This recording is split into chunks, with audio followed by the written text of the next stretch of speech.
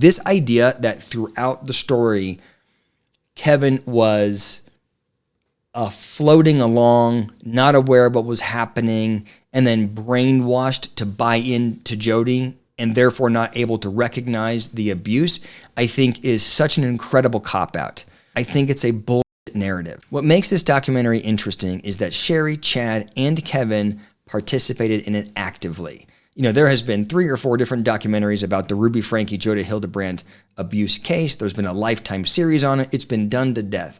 But in every case, the family has been very critical of the media, very critical of the storyline, and very critical of how invasive they were without really knowing the full story. So the fact that members of the family are driving the narrative makes this a very important documentary. Now, before we get into it, my name is David Colarossi. I'm a licensed psychologist, and if you're new here, I use events in pop culture like the Ruby Franke story to talk about psychological concepts. Tonight, in particular, I want to talk about Kevin Franke, Ruby's husband. This documentary did a very thorough job of highlighting Kevin's psychological position, emotional experience, and reactions throughout this entire nightmare. We're going to get into it, but before we do, please hit that like button, subscribe, notification bell. Actually, just hit the like button. The like button is the one that's the most important. Hit it and I'll love you forever. When watching this documentary, it felt clear to me that the goal was to shine a more positive light on Kevin Franke in particular. Yes, the kids were highlighted. We learned about Chad's experience and Sherry's experience, but really it was about sort of telling the audience how Kevin could have allowed this to happen. The intended narrative was, you had a healthy family with a healthy mom and dad. Mom starts vlogging, and it's really simple at first, all about the kids. But there's a point where she sort of switches over and becomes very controlling and very abusive in an effort to control all of her kids' behavior. And because she is so lost in herself, so narcissistic, she's unable to recognize the mistakes of her behavior. Instead, she doubles down on them. She brings in Jodi Hildebrandt, who is a lunatic therapist. And through all of this, Kevin is sort of just this supportive figure that doesn't really have a say. And we know the rest of the story. Jodi is now in the home, working closely with Ruby. They may have a romantic relationship. Eventually, they take the youngest kids to Jodi's house in the desert and neglect, abuse, torture these children. And when Kevin is called in, he goes, I had no idea that this was happening. I was lost in this also. I have been brainwashed. I had no control. I had no idea. High level, that's the narrative.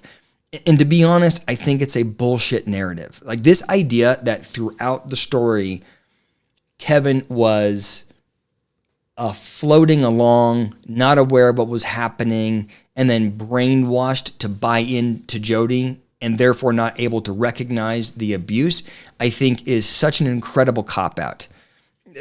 There's a couple parts of me, like take the psychology out of it. Just as a human, I look at it, a human and as a husband and as a father, I look at it and I cannot wrap my head around how somebody could be that nonchalant about the abuse of his kids.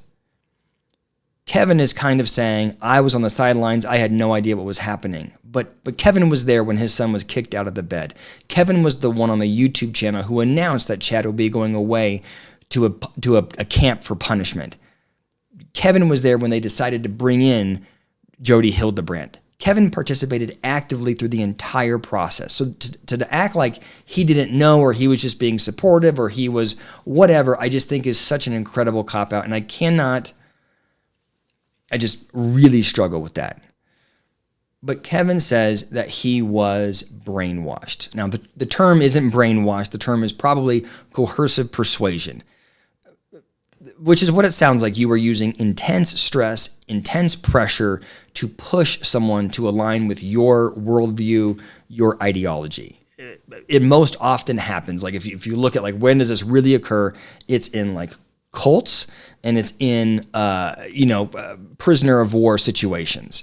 Situations when somebody is isolated, when someone's basic needs are removed, an environment where somebody has zero control over their surroundings, People are shamed, and people are pushed to progressively identify or align with whatever the prevailing ideology is. So let's talk about the prisoner of war circumstance, right? You get captured in battle. You are then, they're not going to feed you. They don't give you a good place to sleep. They restrict your water, right? You're in a bad spot. You're not hanging out with your comrades. You're by yourself. You're totally isolated. You're not able to connect with other people to reform your thinking. You're shamed for who you are. You're shamed for how you got there. You're shamed for your behaviors. And you're pushed to slowly agree with whatever the ideology is of your captors. You're pushed to say things that align with your captors. You're pushed to denounce your home country, right? And over time, you will align with your captors. That's how coercive persuasion works. Now, did that happen to Kevin Franke? I think like with anything in psychology, there's levels to this game. You're on a spectrum. Was Kevin isolated?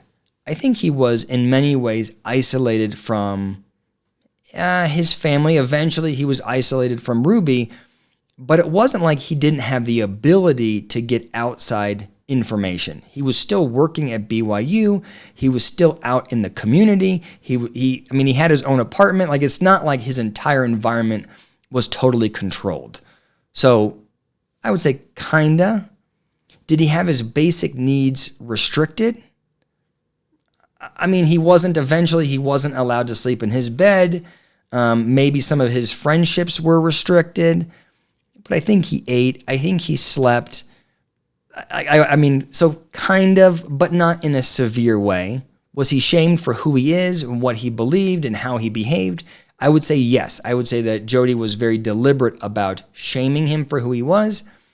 And I think she did get him to progressively articulate alignment with her views, right? When you are persuading someone in this way, what you do is you sort of say, like, agree with a little bit of what I'm saying, agree with a little bit more and more and more. And so you're sort of bought in progressively. And I think that Jodi did do that to everybody. That was her style of persuading them to align with her. So when you look at all of that together, was he brainwashed to align with Jodi? A little bit. I don't know in what world, though, that leaves you okay with abuse.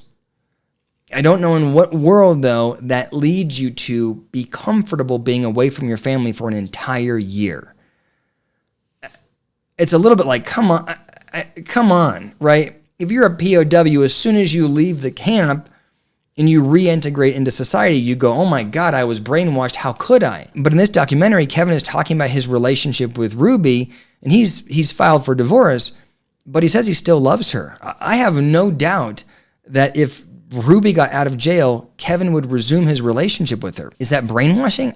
I don't think so. I think he's just spineless and overly invested in his relationship with Ruby. I think he has no identity and no ability to stand up for what is right. If you ask me who is more likely to have been brainwashed, who sounds more brainwashed to me, it's Chad. Chad was isolated. He was kicked out of his school. He couldn't see many of his friends. Chad was punished physically. His basic needs were not met. He didn't have a bed. He was forced to spend time aligning with Jodi. He was the one that had to work with her the most, and he was pushed to verbally agree with her progressively. If you look at, like, between the two of them, who was more of the POW? Definitely Chad. But when they reflect on the relationship, Chad seems like he has a more sober view of his mother. So if you look at all of that, I would say I just simply cannot give Kevin the pass. I don't think this shined a positive light on him.